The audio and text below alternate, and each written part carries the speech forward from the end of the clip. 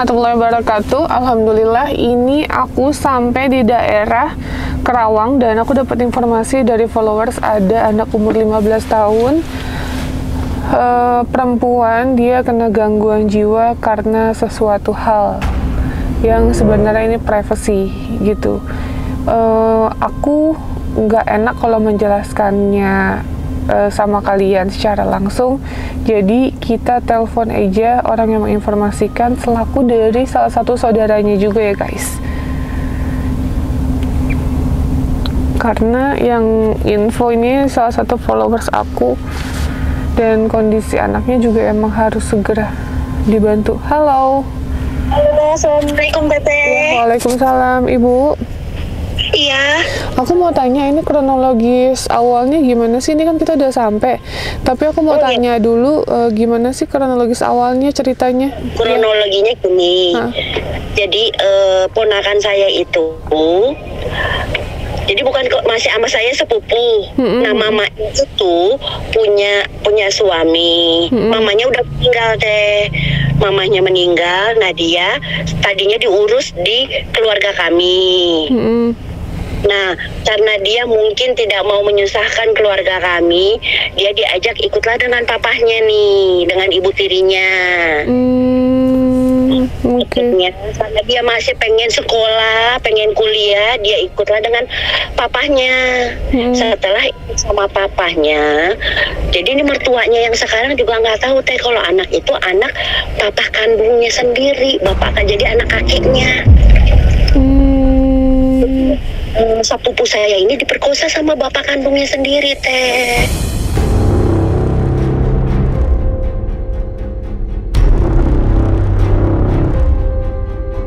Nah suaminya itu juga baru tahu setelah lebaran kemarin ini. Nih sepupu saya cerita sama saya. Tapi setahu suaminya ini, dia itu dengan laki-laki lain. Karena sepupu saya nggak berani cerita sama suaminya ini, ya dia mendam. Nah rumah tangganya tuh ribut terus teh dengan adanya anak ini. Gitu. Terus rumah tangganya udah berapa kali minta cerai. Cuma ributnya itu aja karena anak ini teh. Jadi anak ini karena udah kena psikisnya, pernah dibawa sama tantenya dari pihak kakeknya. Nah di sana 1 tahun, pulang ke sini jadi makin parah seperti ini teh. Jadi itu kalau udah berobat kemana-mana, karena suaminya juga baru tahu keadaan ini, udah dibawa ke Pak Ustadz karena nggak tahu permasalahannya sebenarnya nih anak bintinya siapa, jadi nggak pernah nyambung gitu teh. Jadi anak ini jadi ibunya itu diperkosa sama bapak kandungnya? Bapak kandungnya, nah bapak kandungnya udah meninggal teh. Dua-duanya udah meninggal? Dua-duanya udah meninggal jadinya. Jadi sepupu saya itu yatim piatu dan sekarang dia ikut sama mertua di Kerawang itu. I know, okay.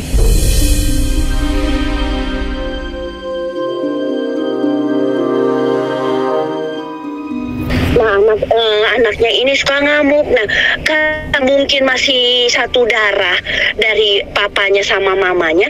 Nih mamanya kalau sama anaknya ini, kalau udah anak si nasuanya ini udah berulah, kasar teh mamanya juga. Saya udah sering bilangin, Pebi, kalau ngadepin Naswa itu jangan terlalu kasar karena nih anak udah kena psikisnya deh, teh. Mentalnya juga udah kena, tapi dia tuh ngoceh ngomong itu yang dia baca cuman surat-surat Al-Quran. Teh. Jadi ini sekolah nggak Bu anaknya? Nggak sekolah. Jadi kalau dia sekolah tuh dia naik kelas 3. Kelas 3 SMP? Iya. Kalau udah lagi kena ngamuk kayak kemarin tuh di depan muka saya, dia ngamuk itu, dia lempar piring, kan dia ada adiknya juga tuh dari suami ini, ditarik sampai lehernya keangkat tuh sama kakaknya ini ya, gitu. Jadi kalau udah marah tuh kasar sama orang, sama kemarin nginep di Bogor pun baru kemarin saya anterin ke Kerawang kan. Dia mau pulang, saya anterin ke Kerawang. Malam saya balik lagi. Saya juga nggak tahu kalau Teh Novi secepat ini gitu sampai ke Kerawang. Alhamdulillah gitu. Iya Pak. Karena kan ini kita mikirnya urgent ya Bu, 15 tahun gitu, maksudnya anak di bawah umur yang notabene belum terlambat sih untuk mengobatinnya gitu Bu. Makanya insya Allah ini kita prioritaskan gitu.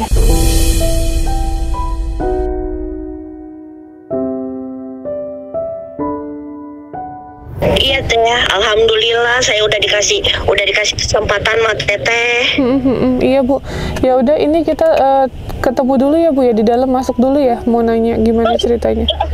Ada mamanya ada tuh di rumah, katanya barusan dia telepon saya, dia ada di rumahnya. Nah nanti saya juga lagi menuju ke sana nih Teh. Baik, ini ibu sambungnya ya? Saya dibilang tantenya. Bukan yang di sini ibu sambungnya? Enggak, ibu kandungnya. Yang ibu kandungnya yang diperkosa sama bapaknya. Tapi mertuanya nggak tahu.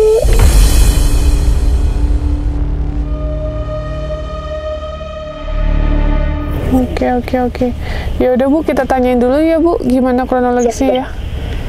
Ya, oke, makasih Bu. Saya juga lagi ke sana ya Teh, Ya, menuju ke sana. makasih Bu. Ya, sama-sama Teh. Assalamualaikum. Waalaikumsalam.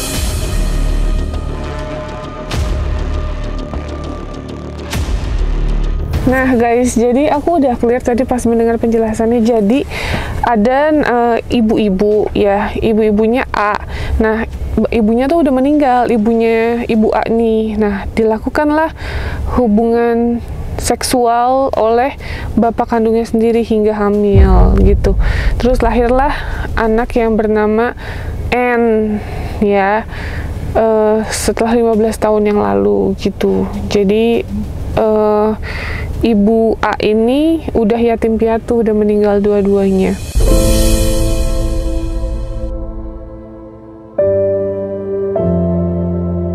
Jadi makanya aku nanti mau klarifikasi atau mau ngobrol lebih lanjut seperti apa baiknya. Yang jelas sih apapun silsilanya aku nggak ngerti, tapi aku hanya ingin mengamankan anaknya dan mendapatkan pengobatan lebih lanjut secara medis gitu guys. Karena 15 tahun harusnya masih sekolah, harusnya naik ke SMP tapi putus katanya SMP kelas 3. Terus udah mulai ngamuknya udah ekstrim banget. Daripada nantinya menahun didiamkan karena seringnya dibawa ke Pak Ustadz gitu. Kalau aku sih balance ya, kayak Rukiah mungkin iya, tapi medis juga harus tetap nomor 1 gitu guys ya. Nah jadi kita langsung aja ngomong sama adeknya, terus ngomong juga sama keluarganya yang lain ya. Bismillah, ikutin terus.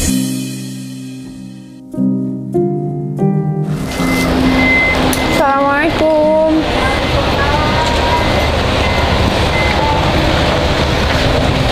Bu, maaf, Novi ya. Silakan duduk Teh, boleh. Alhamdulillahirrahmanirrahim. Kita sampai juga karena ini aku dapat info Marsinya jadi saudara ya? Iya, dari saudara. Dari saudara. Tante. Dari tante. Infonya kemarin, terus kita mikir kan tadinya mau ke Bandung, terus ya udahlah kita yang deket-deket dulu aja, sekalian nanti mau ke Bekasi gitu. Bu, boleh sinian Bu ngobrolnya, maaf. Nah, ini adanya. Anak. Iya, adik Najwa yang disebut. Oke. Sayang sini dong, duduk sini sama kakak. Adik Najwa kelas berapa? Umur berapa sayang? Umur 35. SMP ya? Kalau sekolah kelas 3 ya? Udah kelas 3 SMP. Iya. Nah, Bu, boleh diceritain nggak kronologisnya seperti ini gimana? Ini apa sih? Udah sedikit banyaknya udah tahu ya dari tante aku. Anak, iya aja saya dari korban dari bapak kandung saya sendiri.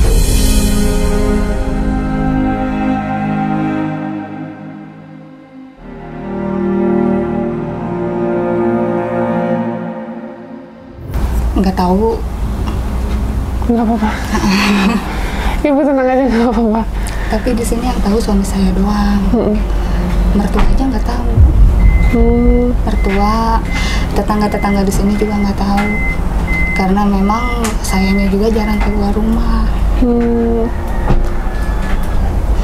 Jadi mungkin tetangga di sini juga lebih kenalnya ke suami ya, karena kan suami emang orang sini. Gitu.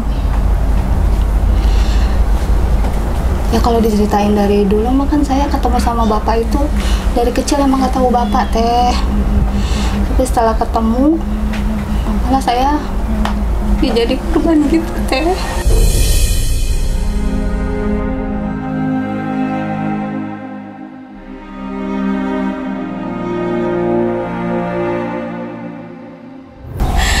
Saya waktu itu gitu ya, saya orangnya kan penakut. Namanya orang baru keluar dari pesantren, saya dulu di pesantren teh, SMP saya pesantren. Keluarga mama saya kan di sana di Bogor ya. Terus saya belum kenal bapak. Pas saya kenal bapak itu udah lulus sanawiyah di sana, pesantren di Bogor. Ya saya pikir ya ada bapak, iyalah gak apa-apa saya mau ikut bapak. Sebenarnya keluarga dari Bogor itu nggak ngasih teh, karena tahu bapak saya itu ternyata kan bajingan gitu ya. Tapi saya yang mau, demi apa? Demi saya pengen sekolah. Saya mau sekolah, saya nggak mau nyusahin keluarga yang di Bogor gitu ya. Karena kan mama saya juga udah nggak ada, saya tinggalin dari kecil. Yang nggak tahu terus jadinya ya begitu, saya ketemu papa bukannya sekolah yang bener. Emang sih saya kuliah sampai D3 doang. Itu pun saya nggak mulus, biaya dari papa sepenuhnya enggak, saya sambil kerja. Kuliah sambil kerja. Terakhir itu ya biaya saya sendiri gitu, saya kuliah sambil kerja. Papa mah udah nggak ini. Saya sering ditinggal berdua. Ibu tiri saya itu sebenarnya juga udah gimana ya, kan ibu tiri saya mah orang Bandung ya. Kalau misalnya saya diajakin ke Bandung tuh saya nggak boleh, saya suruh di rumah. Dari situ awalnya teh. Yang namanya saya anak lugu, nggak tahu apa-apa, nggak tahu dunia luar, baru keluar dari pesantren ya. Dikasih ya nangis saya sebenarnya kalau misalnya pengen ngejerit, pengen teriak gitu, tapi saya mau minta tolong ke siapa gitu.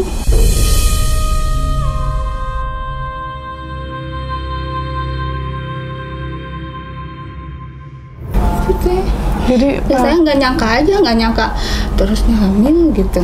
Akhirnya udah, ini dia waktu saya hamil udah pernah coba gugurin teh. Ke dukun udah, ke obat, beli obat yang paling ampuh katanya gitu. Tetap enggak gugur ya, emang kata Allah mesti jadi mah jadi kemarin ya. Tapi ya jadinya begini.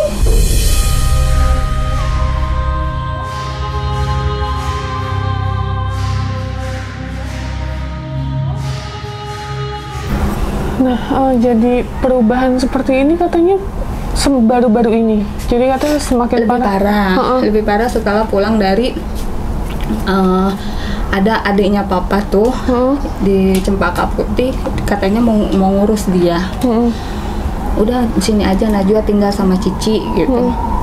Oh iya Ci, makasih gitu. Terus tapi kok itu pulang dari sana malah tambah parah gitu. Tadinya nggak gini-gini banget. Nah aku nggak tahu, aku mah nggak mau seujun ya teh ya. Soalnya kan biar gimana, tante juga kan itu, tante dari bapak. Dia juga udah baik kan sama saya, sama Najwa, udah mau ngurus Najwa gitu. Soal di sana gimana ininya saya kan nggak tahu gitu teh. Nggak ngerti gitu. Akhirnya dipulanginnya kenapa? Ya di sana juga mungkin nggak sabar kali ngeliat Najwa begini. Jadi si tante saya itu nyamain dia nih sama anaknya. Kan saya udah bilang ini anak beda Ci. Saya udah bilang gitu, kalau mau di sekolah juga nggak usah ada sekolah yang tinggi-tinggi, tapi mah mintanya sekolah agama, gitunya. malah saya yang diomelin. Jadi dia tuh nggak mau ngertiin kondisi Najwa teh kayak gini. Kamu tuh ibunya, kalau ibu tuh ngomong tuh harus yang baik-baik. Ya tapi kan kita lihat kenyataannya kan kayak gini anak, gitu kan. Pokoknya saya ngomong dari keluarga almarhum mah nggak ini deh, nggak ada yang ngerti.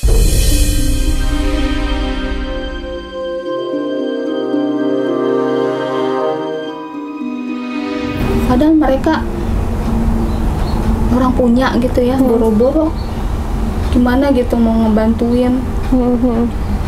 Jadi udah diobatin ke Pak Ustadz Ya katanya? paling ke Ustadz, suami saya pulang pergi ke ada pesantren tuh di Purwakarta. Oh, aku tahu ya. Iya, pesantrennya Pak Dedi. Iya, ya. betul. Kan, Cireok. Iya, Cireok. Suami saya juga kan ngeser terus kan buat ngobatin dia gitu ya. Dilakuin itu teh, walaupun PP juga. Suami saya pulang kerja ke sana bolak-balik sama pakai dikasih air sama Pak Kiai. Jadi saya buat dikasih air ya airnya habis ya udah gitu lagi gitu. Kalau untuk dibawa anaknya ke sana belum memang. Terus kata suami saya di sana mah emang tadi ini mau dipesantrenin di sana. Ternyata katanya kalau untuk perempuan nggak ada. Laki-laki. Iya, laki-laki doang. Betul. Jadi belum. Kalau untuk psikisnya belum memang. Jadi saya bingung teh. Maksudnya bingungnya harus dibawa kemana nih anak gitu. Belum ngerti, belum paham karena ya adanya perubahan ya baru-baru ini tambah parah gitu.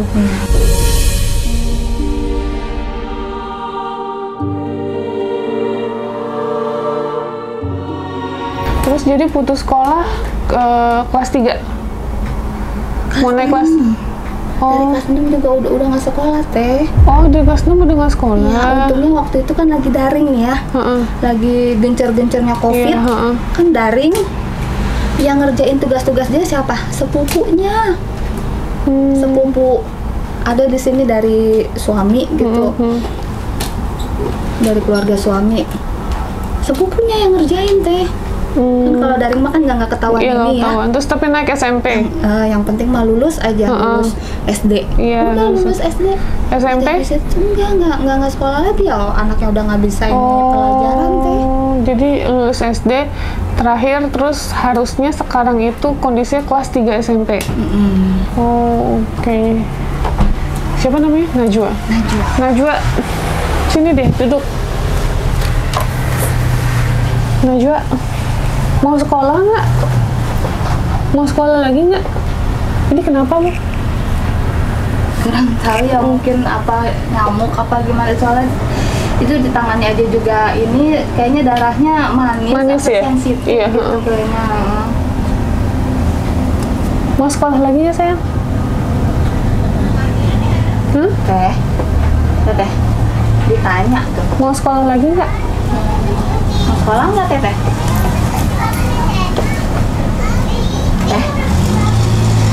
Aku mau tanya, saya manggilnya Mama ya? Sayang nggak sama Mama? Sayang nggak sama Mama? Najwa.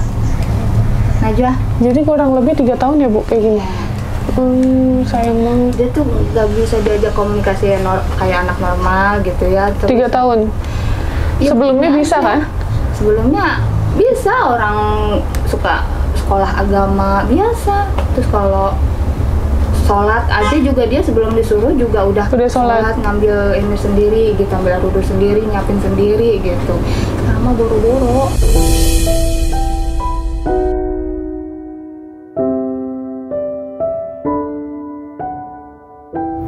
Jalan-jalan yuk. Najwa. Mau ikut nggak, sayang? Hah? Teh? Mau. Teh? Itu ditanya. Mau nggak? Mau. Ini sayang banget, Ibu. Teh.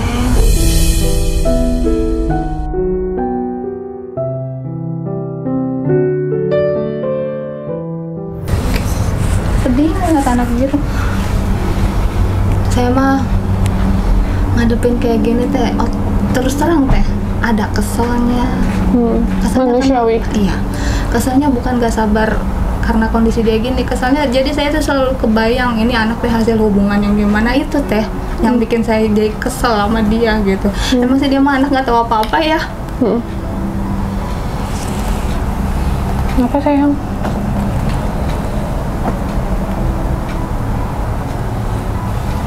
Kalau untuk psikisnya belum pernah saya bawa kemana-mana, soalnya saya takutnya saya salah jalan gitu.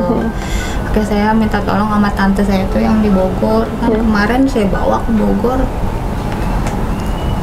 tolongin ini gimana gitu. Soalnya kan mumpung ini anak Desember sekarang 15 tahun. Desember sekarang 15 tahun. Katanya gitu yang saya dengar, sebelum umur 15 itu masih bisa lah diiniin, diobatin gitu. Yang saya tahu. Jadi Bu, ini mau kita berobatkan, kita bawa ke rumah sakit. Iya, mau langsung dibawa. Mau dibawa kemana? Ke rumah sakit Grogol. Kan ada untuk anaknya. Gitu. Jadi biar kita cek dulu, nanti Ibu komunikasi sama Maya. Nanti dirawat atau enggaknya kita kabarin. Kalau misalnya nggak dirawat, kita antrin lagi ke sini. Kalau dirawat, biar dirawat dulu kejiwaannya, biar kita tahu hasil diagnosa dari dokter apa. Kalau kayak gini-gini kan kita nerawang-nerawang, Bu. Ini dia kenapa gitu. Ini dia lagi tenang teh. Kadang kalau misalnya lagi galak suka teriak-teriak, tapi segalak-galaknya nggak nyampe yang brutal gitu sih. Teriak doang. Paling teriak gitu. Nggak apa-apa. Nggak takutnya nanti Teteh kaget gitu. Oh enggak apa-apa. Sayangnya ikut nggak? Nggak usah juga nggak apa-apa, Bu.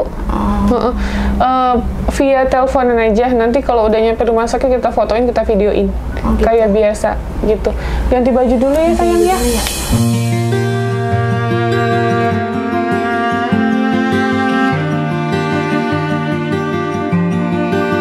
Biar ganti baju dulu, terus kita berangkat ke rumah sakit. Bismillah ya, doain ada Najwanya bisa sembuh lagi, bisa pulih lagi seperti biasa, karena sayang banget masa depannya masih panjang, harus sekolah, harus insya Allah nanti kuliah, ada rezekinya gitu. Jadi aku percaya doa kalian yang tulus sama orang lain insya Allah dijabah sama Allah Subhanahu Wa Taala.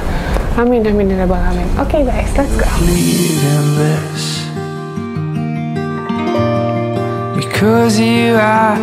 Dibawa dulu ya Bu, kita obatin ya. Yuk. Mudah-mudahan sembuh. Amin, amin. Yuk. Ya, ini bagernya. Bager jatuhnya. Iya. Mama itu kemana? Salim semuanya. Abah dulu, Abah. Abah nenek salim. Amin. Ya udah, Bu pamit ya semuanya ya Bu ya, maaf Bu, maaf ya Pak, pamit ya Pak, kasih. Yuk, Najwa.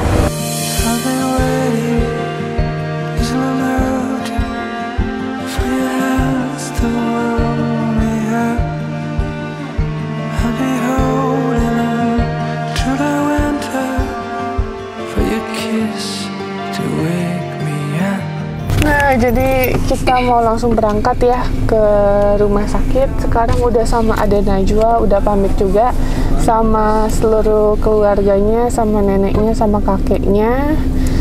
Jadi sudah dapat restu untuk pengobatan, dan alhamdulillahnya kita dipercaya untuk membawa Najwa gitu. Ada kan yang pihak keluarga yang ketika mau bawa banyak banget rulesnya, sedangkan niat kita kan baik ya gitu. Kalau kita dipercaya aja, diserahin, sisanya kita yang berjuang ya. Ini kita mau bawa ke rumah sakit jiwa yang ada di Grogol, biar nanti ada hasil medis atau diagnosa dokter mengenai Ade Najwa selama 3 tahun ini sakit apa. Nanti setelah itu kita lihat perkembangannya, nanti kita fokuskan untuk ke hasil medis yang sudah keluar ya. Jadi biar kita tahu nih, nggak abu-abu. Kalau itu kan abu-abu ke Pak Ustadz, ke yayasan, tapi untuk kejiwaannya belum pernah dicek. Jadi makanya kita harus mengecek juga biar balance kejiwaannya dan juga medisnya. ya. Oke, bismillahirrahmanirrahim. Filling up with water.